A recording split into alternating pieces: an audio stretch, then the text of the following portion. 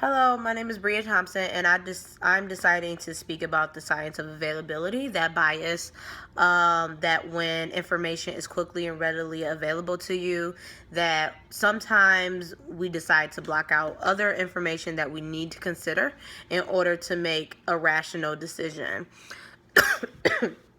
Excuse me.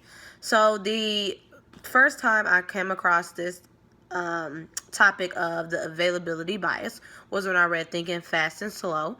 And I realized when reading that when events are either dramatic or personally experienced or salient, people tend to create conclusions because the information is there and it's a shortcut to your brain, which allows us to sometimes make irrational decisions based on information that is out there. And I definitely believe that this is getting more and more prominent just with social media. I mean, you go on Facebook, you go on Twitter, Snapchat, Instagram, and there are these stories that are just posted. And sometimes people just go and run with it. They didn't even look into any other information or see what are the alternatives or to see even if the story was true. And that's because it's just so exposed into your face, and social media is just a daily part of our lives. So what I decided to do is break up and talk about the different ways that the availability bias can be different examples of it. So the first one I decided to talk about was like the dramatic event.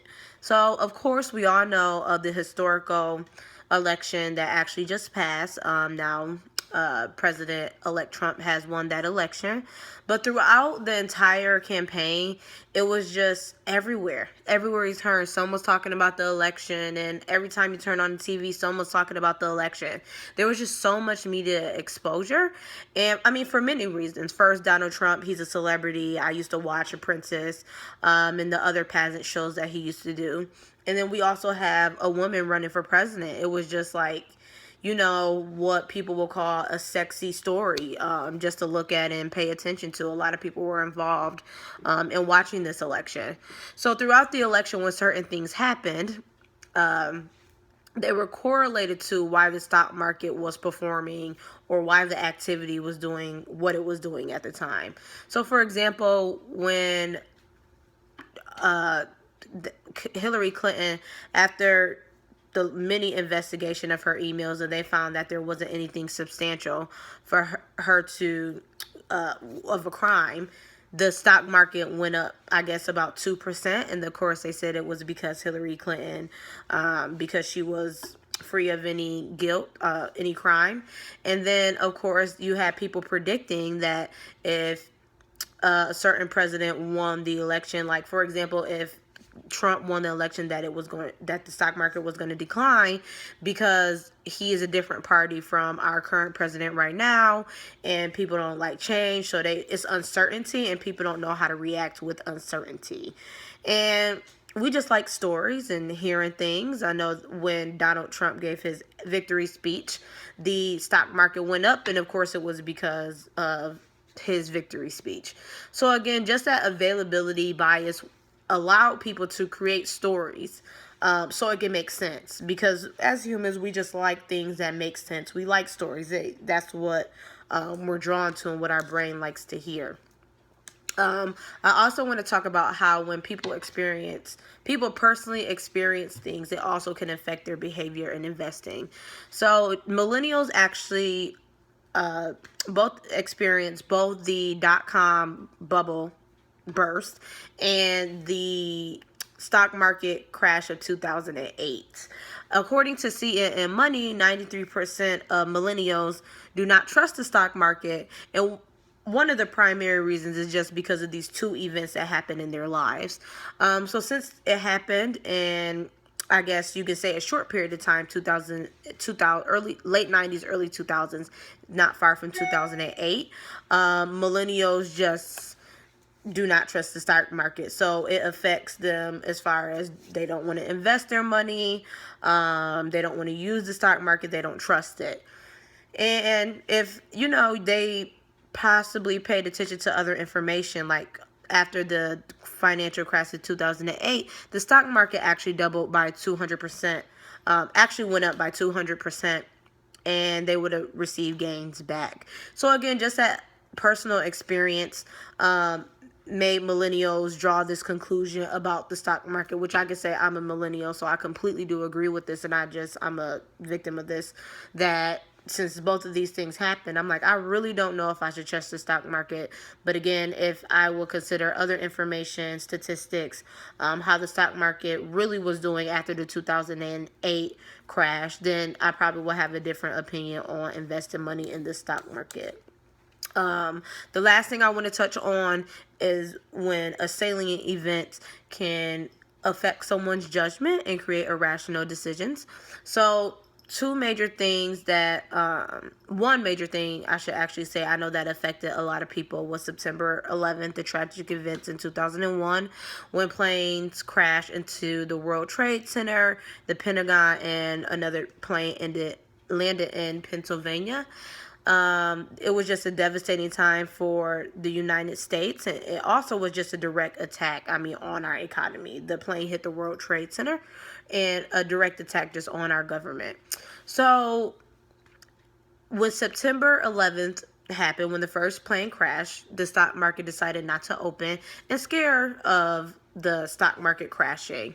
The stock market didn't open back up until September 17th, and when they did open back up, it actually the stock markets actually declined. So NYSE declined by 7.1%, the Dow Jones by 14%, and the S&P by 11.6%. Also, the American Airlines and United Airlines stocks were also affected, because both of those airlines had planes that crashed, and that since their planes were hijacked, it affected their stocks. So again, people pulled their money and sold their stocks from that happening. Another instance is when the Malaysian Air Flight 777 that was shot down over Ukraine, months after the event that happened in March of 2014, when the Malaysian airline Flight 370 disappeared. So both of these events affected how people look at flying. I know a lot of people are scared to fly. We saw 9/11 happen before our eyes on TV. You hear about planes disappearing, you hear about crashes. So it seems like this is an often occurrence. Like, this is just happening all the time. But in reality, it's really not happening all the time. It's just the big headline it's just a big headline. And again, it's on media, we're exposed to it. Because I looked at something, and the statistic is that there's a 1 in 11 million chance, 1 in 11 millionth chance that you will die from a plane crash. 1 in 11 million. From the news and from everything we hear, I just assumed, and I don't know if you all assume too, that this is happening more often than that statistic, but it's not. So again, the availability bias, just constantly hearing, it seems like we're constantly hearing these stories, but they also get the biggest headline. We have to take into consideration other information. So a good way to avoid the availability bias is, first of all, try to find ways to disprove how you feel. So the example with the planes crashing, a question to avoid the bias is, how many do car accidents happen more often than plane crashes do? When you look at the other statistics and the other data you need to consider, they do. Car accidents are way more likely than a plane crash. Also, just being aware that we always don't need a story for everything. Some things just happen. Although we like to hear stories, sometimes the stock market just reacts how the stock market is going to react. And also, with the financial crisis, the crises that the millennials went through, looking at how the stock market actually went right back up when we just assumed that it was declining after 2009, but it went back up, and it also went back up after the dot-com burst of 2000, about a year later.